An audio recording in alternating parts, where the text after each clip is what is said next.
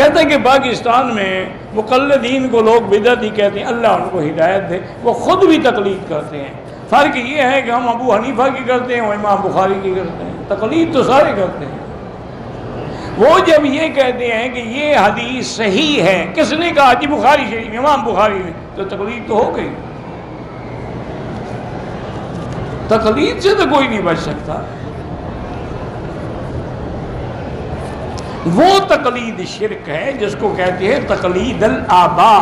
جیسے کافر کہتے تھے کہ انا وجدنا آباءنا علی آثارہم، کہ ہم نے اپنے باپ دادے کو اسی دین پہ پایا تھا، ہم بھی ان کے پیچھے لگے۔ وہ شرک ہے، وہ تقلید تو سب کے نزدیک شرک ہے۔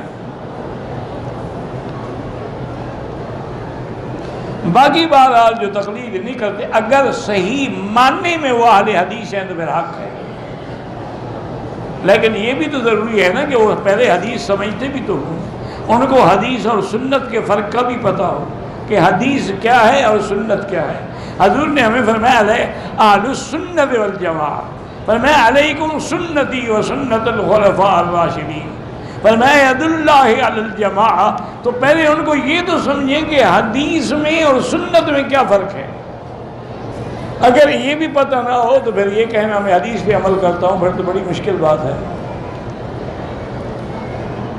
کل ہم جا رہے ہیں، آپ میری دعا کرتے ہیں، میں انشاءاللہ آپ کے لیے دعا کروں گا۔